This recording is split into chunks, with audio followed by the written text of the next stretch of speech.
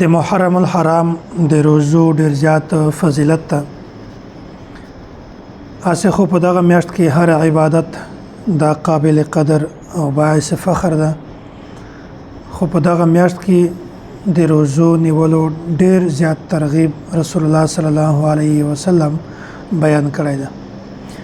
په دا کې څو روایت تاسو ته پیښ کوم د یو روایتونو د یو احادیثونو د محرم الحرام د روزو فضیلت ثابتېږي هر انسان ته پکار ده هر نارینه او هر ښځه ته پکار ده چې هغه د محرم الحرام د روزو اهتمام وکړي خصوصا 9-10 محرم الحرام 9 یا 10 دا دوه ورځې انسان ته پکار دی که ډېر مشکل هم ورته هغه د دغو روزو نیولو اهتمام وکړي رسول الله صلی الله علیه وسلم دا ارشاد ده وافضل الصيام بعد شهر رمضان صيام شهر الله المحرم وای د رمضان مبارک پر روزونه بعد په ټولو نه بهترین روزه د الله د میاشتې د محرم روزه دي د رمضان مبارک د میاشتې روزه دا خو فرضي عبادت ته دا خو فرضي دي د یو خو ځان ته مقام د بل روزه د مقام نشته خو رمضان مبارک نه بعد چې غټ مقام کوم روزه تاسیس شوی دا کوم حیثیت ورته تاسیس شوی دا کوم مرتبه ورته ملاو شوی دا کوم زیات فضیلت ده هغه د محرم الحرام دی روزو ده دوم حدیث حضرت ابن عباس رضی الله تعالی عنه دا روایت توای ک یو انسان د محرم الحرام یو روزه هم ونیولا د دغه وی روزه په بدله کې عبادت دی وی میاشتې ثواب ملوي نو دا داسې ده لکه د انسان چې پوره میاشت روزه نیولې وي رسول الله صلی الله علیه وسلم فرمای من صام یوما من المحرم فله بكل يوم 30 يوما وای کچا د محرم الحرام یو روزه هم ونیولا یو ورځ هم روزه ونیولا د تبع د هر ورځ په بدله کې د 150 روزو ثواب ملويږي نو دا څومره د فضیلت ولا خبره ده چې یو سړی د اهتمام وکړي دا میاشت ټول روزه ونیسي یا 15 ورځې ونیسي یا 10 ورځې ونیسي نو د دې ډېر زیات فضیلت ته ډېر مقام او ډېر اجر الله تعالی په انسان ته په دې روزو باندې ورکوي بیا په دغه میاشت کې الله تعالی یو خاص ورځ هغه یوم عاشورا چې هغه ته 10 محرم هم ویل کیږي دغه یوم عاشورا ډېر غټ امتیازي مقام الله تعالی ورته ورکړی ده او د دې ډېر زیات فضایل دي او دغه روزه د نیکۍ حاصلولو ډېره بهترینه ذریعہ ده رسول الله صلی الله علیه وسلم فرمای وصيام يوم عاشوراء احتسب على الله ان يكفر السنه التي قبله ويكم انسان چې د 10 محرم روزه ونیسي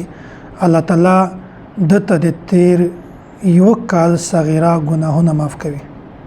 څومره غټ فضیلت ده څومره غټ الله تعالی اجر په ورکوي چې صرف یو روزه څوک ونیسي دغه یو روزه دومره فضیلت ته چې تیر یو کال صغیره ګناهونه به الله تعالی ته معاف کوي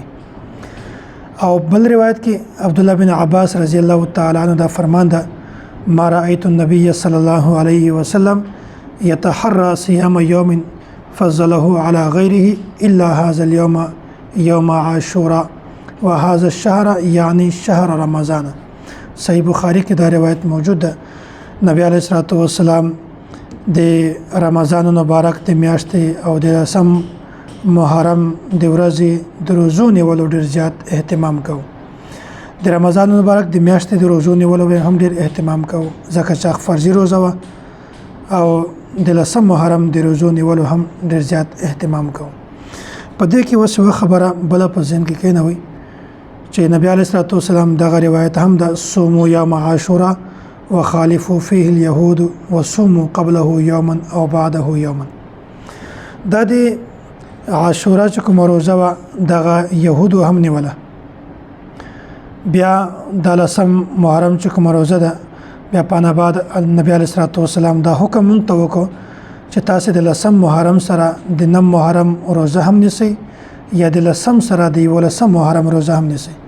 چې په دغه وخت کې د يهودانو مخالفت راشي پیغمبر علیه الصلاۃ والسلام صریح الفاظ خالفو فيه اليهود چې په دا کې تاسو د يهودانو مخالفت کوي. نو نبی علیه الصلاۃ والسلام د حدیث مطلب دا ده چې تاسو د عاشورا روزه د هم نسی او د يهودانو مخالفت کوي او په دا نه مخکې یو روزه ورسره نسی یا په دا نه ورسته یو روزه ورسره نسی. بهرحال د ټول بیان مطلب دا ده